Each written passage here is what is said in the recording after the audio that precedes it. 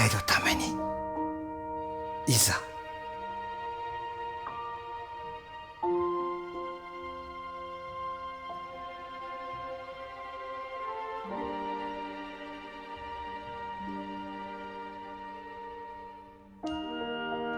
2700年ほど前の倭国に伝承される虎の巻。中東から何百万もの人々が持参した虎について私は語っている。私がこの美しい倭国へはるばるやってきたのは愛しきいとことの思いにあった。その命に応えたかったからなのです。神の万物すべてを創造したその主体の一体性の愛の思いに真のリーダーとして応えようとする彼の一途な願いを大切にしたかったのです。なぜならそれこそがこの世界で唯一の何よりも大切な真実の宝だと深く感じていたからです。私を含め何百万もの方々がその当時の真実のトラを手にこの国にやってきました。人々はそのトラの巻物を虎の巻と呼び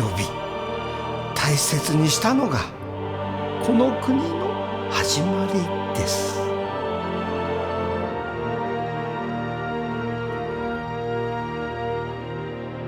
そこには何より重要なことが記されて、この世界が本当は量子的にも非現実で霊的な一体の夢のような世界であると伝えていました。その創造の主体が生んだ美しきエデンをなぜ私たち人類が追放されたのかという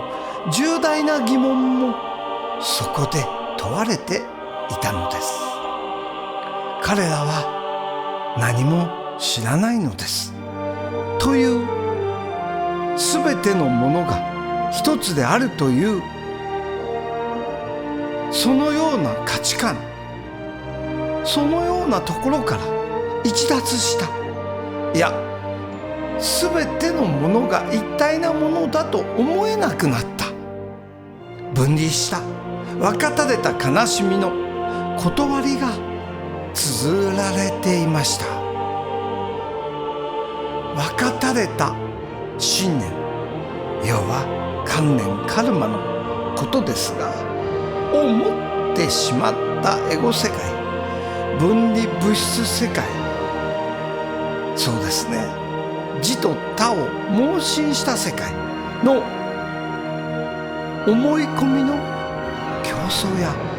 比較には真の成功や繁栄や幸せはなく、苦しみからの破滅に向かう人生しかないのだということがトラに記され、そのために人は楽園を追放されたことが書かれていたのです。追放されたというよりも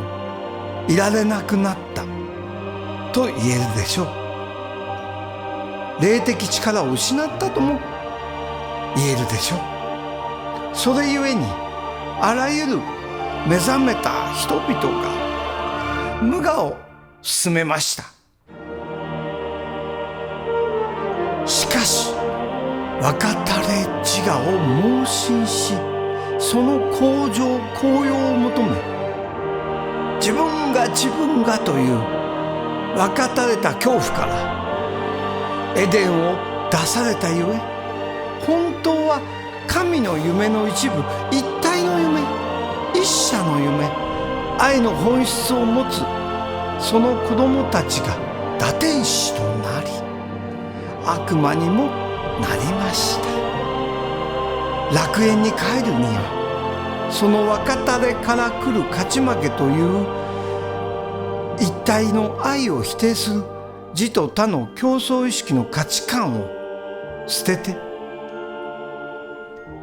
共に助け合い、一体の愛と帰って、その自我の山を降りてゆくへりくだるとトラには書かれていましたが、へりを降りてゆく、山を降りてゆくというところにしか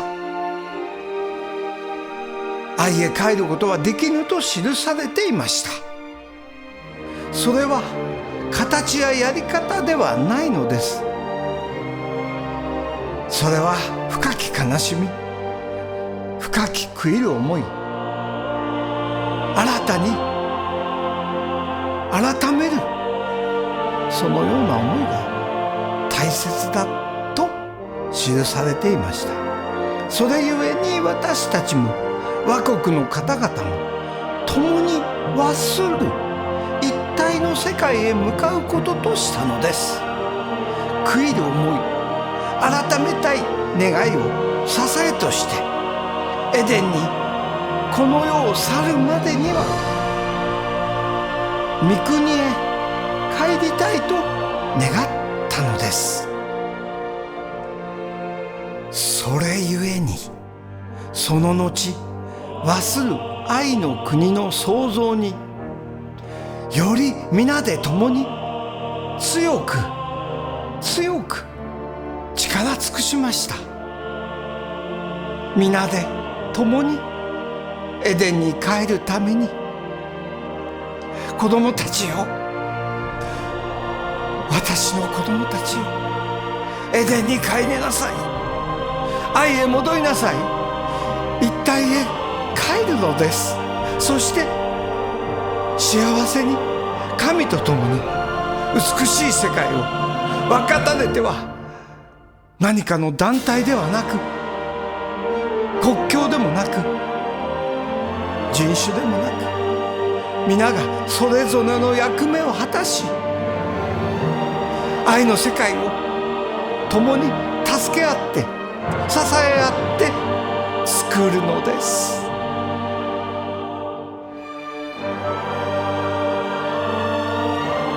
いざ